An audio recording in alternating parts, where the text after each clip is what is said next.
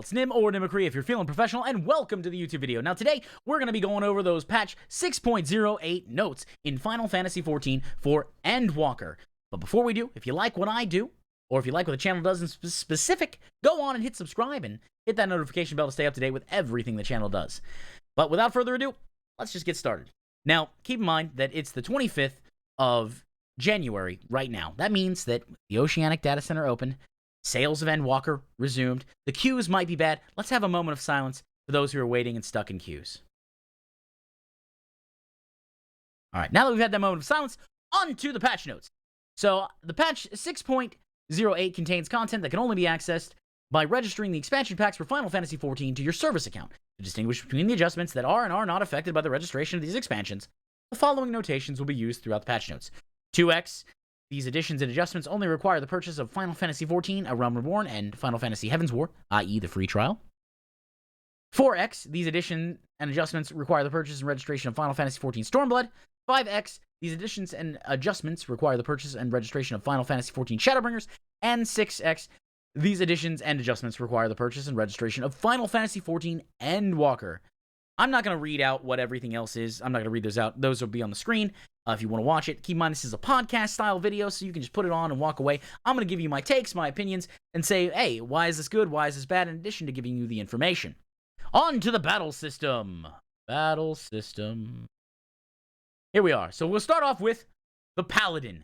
My favorite job. The best job in the game. Canonically, the Warrior of Light is a Paladin in Endwalker. I live that stuff. Live it. Love it. Have fun with it. And the Paladin, much to my joy, has been buffed. Let us bask in the glory that is the dev's correct decision. Sorry, after playing WoW for so many years, I forgot that the damage components of Paladins could be buffed. So that's a thing there. Yeah, that's a shot at being a rep Paladin in World of Warcraft. I loved it when it could work, but, you know, when I played Shadowlands, it was just nerf and nerf and nerf and nerf and nerf and nerf and nerf. And, you know, I want him to be like, stop it, please, you're hurting me. Anyways, Spirits Within. So the potency has been increased from 250 to 270, Expassion. The potency has been increased from 300 to 340. Blade of Faith, potency is increased from 250 to 420. Blade of Truth, the potency is increased from 350 to 500. And the Blade of Valor, the potency is increased from 420 to 580. These are all pretty good changes. I like them. Minor potency increases on 2 off GCDs, which actually override each other because at level 86, Spirits Within becomes Expassion.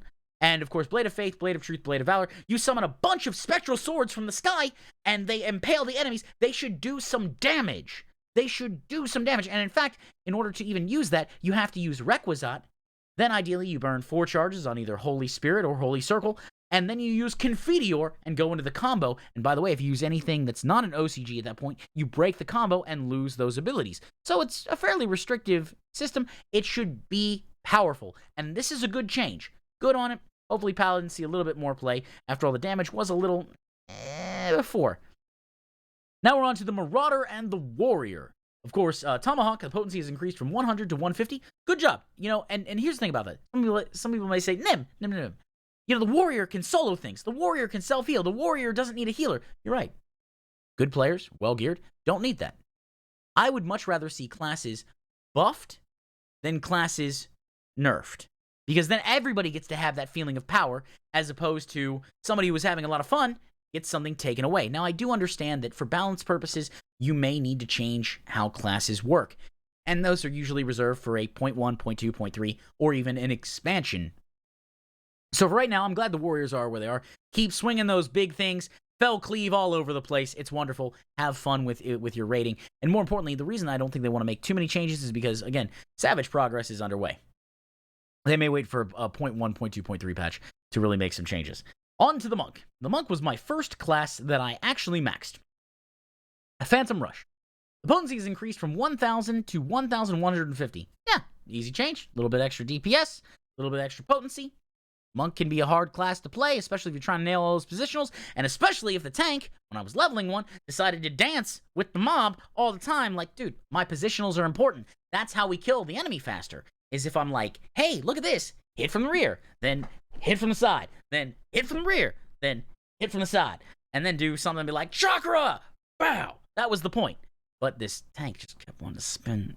Anyways, I'm still working that out in my head. We come to the Dragoon, and the first actual contentious change. So Dragon Sight. Range has been extended from 12 yards to 30 yards. The target party member is no longer required to remain within 12 yards in order to receive the effects of Left Eye. Always nice. The channeling animation between the Dragoon and their target has been removed. Bye, Tether. You were gone too soon. No longer will we have those ego-stroking moments where the tank gets tethered and you're like, yeah, what's up? No longer will we have tether shenanigans and summon signs. But they did get an 18-yard increase, so it's not all bad. Ride and Thrust, the potency has been increased from 260 to 280. Stardiver, the potency has been increased from 500 to 620. Heaven's Thrust, the combo potency, has been increased from 430 to 480. Keep in mind that's only in the combo, so base damage will remain unchanged. And Chaotic Spring, the combo potency has been increased from 240 to 260. The rear combo potency has been increased from 280 to 300. Onto the Rogue Ninja. Now, I'm currently leveling a Ninja. I'm trying to get to 50 so I can put Beast Tribe, then do Beast Tribes and go from there because I eventually want to get all the classes to 90. It's a fun class. I'm enjoying messing around with the Ninja signs. Sometimes I double tap and I end up with the Rabbit of Shame. The Spinning Edge, of course, the potency is increased from 200 to 210. Gust Slash, the potency is increased from 140 to 160. And the combo potency is increased from 300 to 320. Aeolian Edge, the potency has been increased from 120 to 140. The rear attack potency has been increased from 180 to 200. The combo potency has been increased from 340 to 360. And the rear combo potency has been increased from 400 to 420. Armor Crush, the potency has been increased from 120 to 140. The flank attack potency has been increased from 180 to 200. The combo potency has been increased from 320 to 340. And the flank combo potency has been increased from 380 to 400. Finally, Hyosho Ranryu, potency has been increased from 1200 to 1300. Again, small buffs, minor tweaks. I think the devs have everything where they mostly want it right now, and so they're just making a few minor tweaks here and there. We come to the Samurai. Now, I felt bad for the Samurai in patch 6.0 and patch 6.05 because the Samurai used to be like, don't ask me to do anything other than kill that thing. I can absolutely slay that thing and look cool doing it. And then the Reaper comes along, and the Reaper's like, hey, I can do a lot of damage. I also bring utility. And everyone was like, bye, Samurai. See you later. Go say hi, what's up to Gotetsu. And the Samurai was a very sad boy. Now we have, of course, the actions. Akaze, the potency is increased from 150 to 180. Jinpu, the combo potency has been increased from 250 to 280. Combo potency of Shifu has been increased from 250 to 280. Ogi Namakiri, the potency is increased from 800 to 900. And Kaeshi Namakiri, the potency is increased from 1200 to 1350. So again, more tweaks. I'd be nice if maybe they give the Samurai a little utility to make up for the fact that Reapers exist, but who knows. So if you're really still in that katana-wielding class fantasy, the Samurai is starting to get a little better. The Machinist. Now, the Machinist is my favorite range DPS. It's actually the one that I leveled first in Endwalker outside of the Paladin. We have Drill. The potency has been increased from 550 to 570. Air Anchor. Potency has been increased from 550 to 570. And Chainsaw. The potency has been increased from 550 to 570. Yeah, pretty simple changes, pretty simple tweaks. I like it. Machinist, you never go wrong with a nice Machinist, especially if they use their cooldowns properly and try to keep everything on rotation. The Dancer. The Dancers was generally considered a meme class, a meme job before the buffs. And hopefully this will help with the community perception, because technically you can complete everything with all job makeups. But that's only if you have players that are playing at an extremely high level and playing their classes at an extremely high level. So it's good to have buffs and potency increases to maybe lower that ceiling and raise that floor a little bit. And the Dancer suffered from a lot of community perceptions. So luckily, with this buff, hopefully that'll push back a little bit. Cascade, the potency is increased from 180 to 220. Fountain, the combo potency has been increased from 240 to 280. Reverse Cascade, the potency is increased from 240 to 280. Fountain Fall, the potency is increased from 300 to 340. And Technical Finish, 4 steps potency has increased from 1080 to 1200. Again, nice, good buffs all around. The Thaumaturge and Black Mage. I don't enjoy the Black Mage so much. I have friends such as Words and Maesty and all them. They enjoy playing the Black Mage on some level. It's just not for me. If you want to burn things, hey, more power to you. Do that in the game. Be like, burn, freeze, fire, despair. That's one of my favorite spells, though. I like the name Despair. Like, it's just, what does it do? Despair. Also damage, but also despair. Now, Fire 3, the potency has been increased from 240 to 260. Blizzard 3, potency is increased from 240 to 260. Blizzard 4 and Fire 4 have been increased from 300 to 310. And Xenoglossy has been increased from 660 to 760. Now, that's a pretty big potency jump. Now, luckily, I think if I remember correctly, you need to use one charge of Polyglot to cast Xenoglossy, or Xenoglossy, depending on how you want to pronounce it. And you get the stacks of Polyglot by letting your Enochian meter fill, and then you can stack up to 2, I believe, or maybe 3 now. Anyway, I don't know. I don't play Black Mage all that much. I got it 1 to 80 to do a quest, and then I was like, go away. I don't want to deal with that. We're on to Summoner. So Astral Impulse the potency has been increased from 430 to 440. Ruby Right, the potency has been increased from 430 to 450. And Mountain Fire, the potency is increased from 520 to 540. Again, some people like the dotless Summoner. Some people dislike the dotless Summoner. I don't play a Summoner. Hey, more power to you guys. And again, those small changes mean that you probably have Summoner where they want it to be. My only beef with Summoners, can I please turn off your pets? I don't want to see your pets. I don't want to see Titan there when I'm trying to do mechanics, because Titan gets big. On to PvP. So the PvP actions have been adjusted as follows. The Dragon Sight, of course. You're no longer required to remain within 15 yards in order to activate Left Eye, and the channeling animation has been removed. We're on to system data. The Ocean Data Center has been added and can now be selected from the Data Center via a menu via the title screen. So cool. Our Oceanic people get their own Data Center. Finally. Look, I'm excited for that because that means they're going to have less ping. They're going to be able to access the game at a higher, more enjoyable level because they won't have to fight the system to do it. Good on them. It's a good change. Performing a home world transfer to a world designated as a new world will now apply a double XP bonus until level 80. Now, that's good. There is a link there to learn more about bonuses for new worlds if you want to have more information. If you're trying to level fast, you don't really care where you are, you might as well take a new world and get that double XP up until level 80. The following setting has been added to system configuration. The gamepad settings, you can enable DualSense, DualShock 4 functionality. However, DirectX 11 must be enabled to access this feature. The enabling immersive spatial audio from the sound settings tab of the system configuration mode will now disable equalizer mode windows.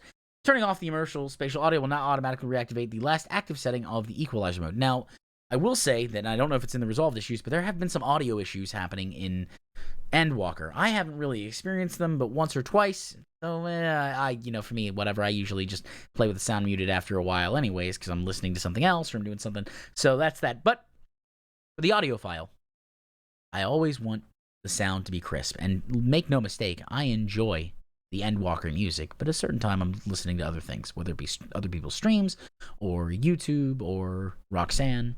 So that's that. Now let's move on to the resolved issues. The following issues have been addressed. An issue where an audio crackling and stuttering occurred under certain conditions.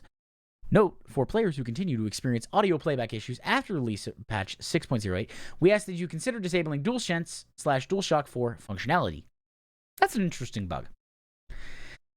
An issue in the battle against Proto-Omega in the dungeon Stigma Dreamscape, wherein a guided missile and a chemical missile did not select targets correctly. Ooh, well, yeah, I remember getting targeted with that once. An issue wherein the Ninja PvE action, Phantom Kamatachi, and the Scholar PvE action, Constellation, could be dragged from the actions list of the actions and traits menu. That's right, they were not supposed to be able to put on the hotbar. An issue wherein the effect of the White Mage PvE action Thin Air was not applied to the instant cast spells executed immediately after activating Thin Air. Kind of important because you want to have literally just, hey, look, I swift cast a Medica 2. Use Thin Air. I need that. Oh, why do I have a mana cost? Or an MP cost? An issue wherein the description of the Reaper trait Enhanced Arcane Crest was incorrect. The issue did not affect the functionality of the trait. To keep that in mind. An issue wherein the Reaper PvP action Arcane Crest did not grant the Crest of Time Returned effect to the party members further than 1 yalm away.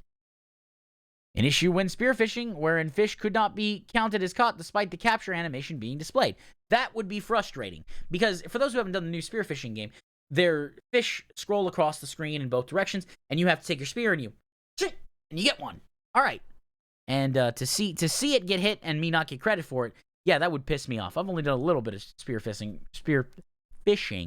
so I haven't really seen a whole lot.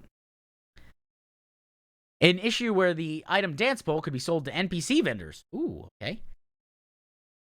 An issue where the graphics of the male VR were not displayed correctly when moving while under the effect of transporting status. An issue when using group pose as a sage with weapon drawn wherein a certain emotes in the special category did not function properly. An issue wherein the graphics for the NPC Koracha were not displayed correctly. An issue where the NPC Kokobuki was not displayed under certain conditions. An issue wherein the sound effects played in certain areas of Old Charlian were incorrect. Other minor text issues have also been addressed. Other various issues have also been addressed. So yeah, I can't expect them to list every minor change, but it is good that they give you a nice long list, and especially if there are problems or clarifications needed, they add that clarification. Good on you, Final Fantasy XIV. Now, known issues.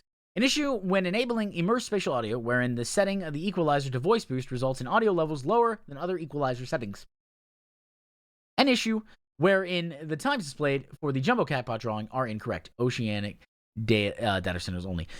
Please note the winning number for the Jumbo Catpot is drawn every Saturday at 1 a.m. PST. Please note this issue only affects the time display and not the actual lottery drawing. So, that's it. Those are the notes for patch 6.08. So, here's the question. Did you guys, were you happy about it like I am? Because believe me, I was absolutely happy about it. And not everybody will probably be the same. Some people are like, oh, well, why are everybody getting buffed? Why don't I get buffs? Well, maybe you got buffs in patch 6.05.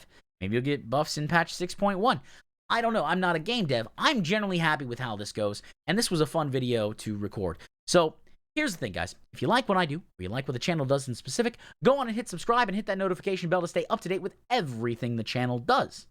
In addition, I've been told I should push this more often. I stream on Twitch every Friday, Saturday, and Sunday, with Friday and Sunday being Final Fantasy XIV days right now, and Saturday being a wild card stream. We open up the Discord, chat, and play anything other than, of course, Final Fantasy XIV or any other MMO.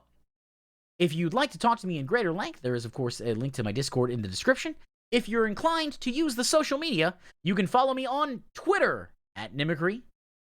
And if you are a warrior of light, brave, true, strong, and more importantly, awesome, you can support me on Patreon.